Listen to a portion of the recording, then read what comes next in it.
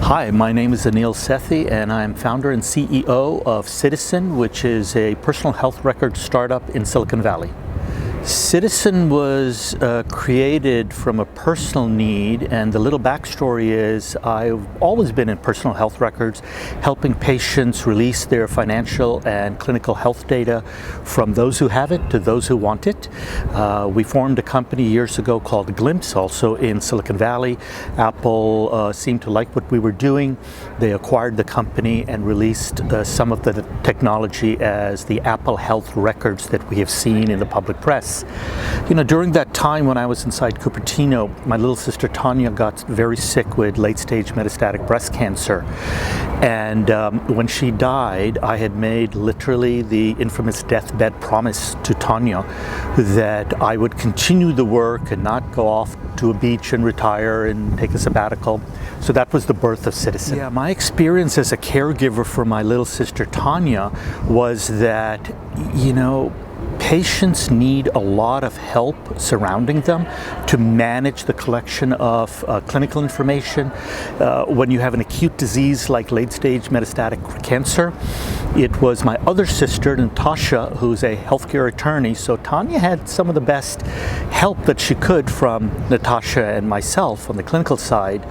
And we would spend a lot of time organizing her records and manually doing that work and making sure that the next oncologist had a full history, a longitudinal history of what Tanya has been through and what are her blood labs and chemotherapies and dates. And it became obvious to us after she died that we need to continue to do this, if not for Tanya, but take the learned lessons and build out an automated way that other family members can build a longitudinal health record for cancer patients.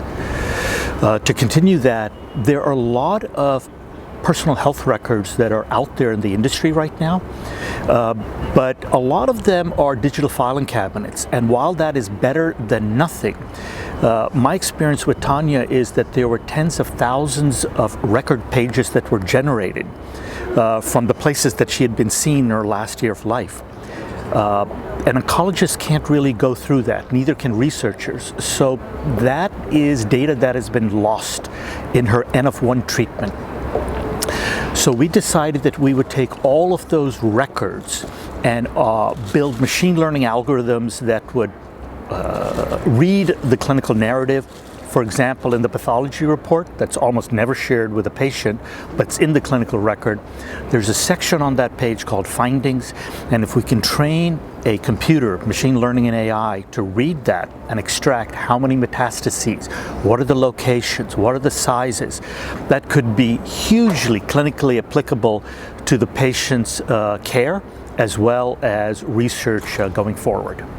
Yeah, you know, healthcare is somewhat of a black box. For much of the world, specifically in the US, we go to clinicians, we hold them up high on a pedestal, and I think some of that is appropriately due, but we need to help physicians, oncologists, clinicians help us.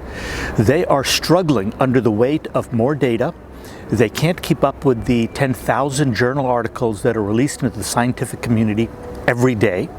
And so how would it be if the machine helped triage what it's really good at doing and help the physician help the patient?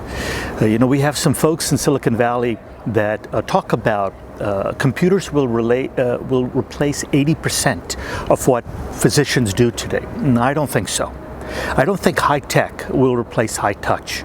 We don't have enough clinicians, we need more clinicians, but the deluge of data is something that computers can remove from the daily grind of a physician's daily activity. So we think that computers can help humanize the interaction by removing the data burdens that both patients and clinicians are dealing with today.